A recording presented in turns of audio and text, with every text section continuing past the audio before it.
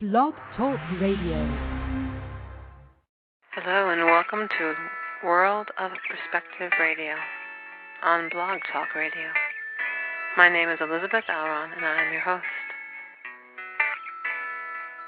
If you look up the words used to name this show, you will find among many others a picture or view of something for the word perspective, a realm or domain or sphere of human activity or interest for the word world.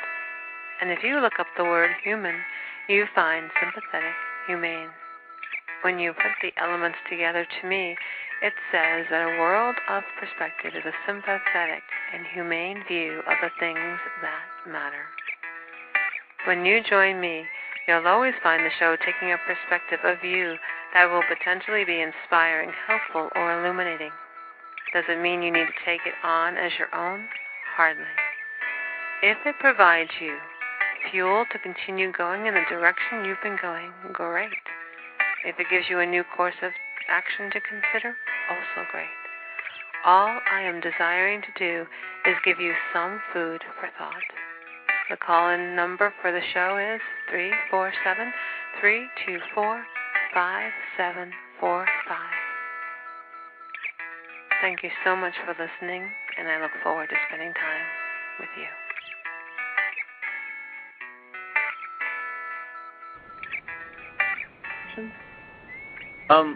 Yeah, I mean the idea that touch, affection and sex are collapsed, rather than looking at, affection being able to be non-sexual and affection being able to be intimate and sexual.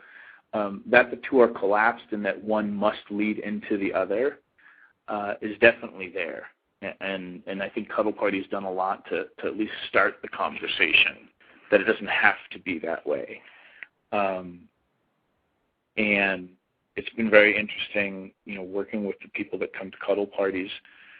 A lot of them tend to be single people, but there's also, a good percentage of people that come as couples, or come, on their own, but they're in a relationship. And, it's so interesting to work with people around, being able to communicate what their wants and needs are, and to not have those, getting your needs met be weird. Mm-hmm. And that if you're in a relationship and you want to create more touch in your relationship world, like you need to start talking to the person or, the people that are close to you about, creating more touch and affection, and then having the conversation about, well, what makes you feel safe or unsafe, or what are your concerns about being affectionate? I mean, everyone's got their own level of self-expression. Some people are really touchy-feely, and then some people just not so much. So the people who are not so much, what is their experience at the Cuddle Parties? Because I would think that for people who are not so much, that could be kind of a intimidating kind of situation.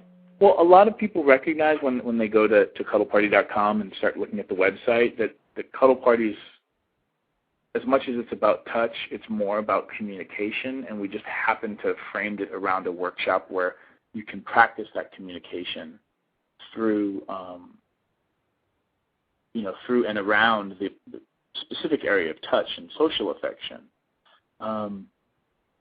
So people who aren't real touchy-feely are usually coming to Cuddle Party because they want to work on learning how to say no powerfully, or learning how to ask for what they want. None of us are mind readers. The joke is that women want all men to be mind readers. Mm-hmm. And that's a joke? I mean, yeah, exactly. There's a bunch of men who are now listening and going, "She doesn't get it."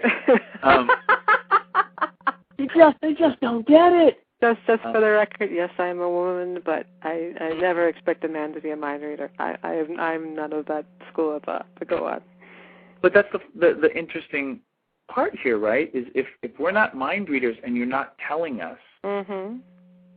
or showing us, how are we supposed to know? Mm-hmm. Like, how are we supposed to learn? And the quickest way for you to get your partner, whether, whatever gender your partner is, to be better with touch for you is to show them. Mm-hmm. You know, setting your partner down to read a book that on touch, or to watch an Oprah episode on affection, that's not the same and doesn't have the same impact as you sitting down, taking their hand and being like this. Mm-hmm. I like this. And that has so much weight and so much power in our culture. And it's a really great way to spend time together. And I think that gets so overlooked and so forgotten. And, you know, then there's just this whole culture thing where some men and women, you know, just shy away from doing things that they don't feel that they're good at. Especially men, you know, this masculine kind of a culture-rated way of, you know, men are supposed to be good at what they do, and we will do this.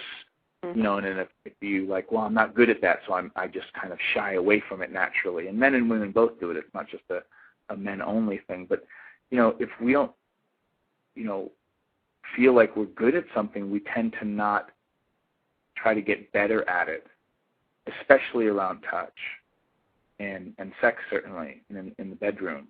So, you know, we need each other to spend time with our loved ones and say, like this is what I like, this is how I would like you to do that. It doesn't have to be just in the bedroom. It can be if you're taking a shower with each other, or if you're having your partner brush your hair for the first time, you know, be like, this is how I like it brushed. You know, give us clues so that we can get better at it, so that we can feel confident at it. And then there's usually, if we feel confident at it, we're more likely to repeat the process. And that can be really, really important.